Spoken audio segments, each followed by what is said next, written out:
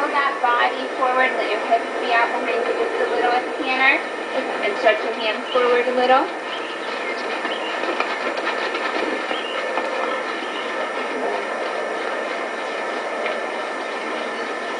Okay, stretch up tall, shoulders down. Come again. Oh, you lost your stretch. Didn't you? Don't forget your stretch today. Shorten those reins a little for me. Good. Canter.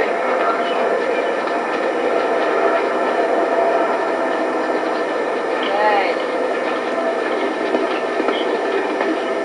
Again, you got your stirrups.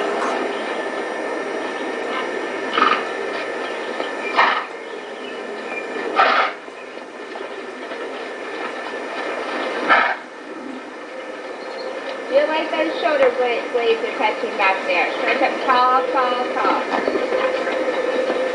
One more time.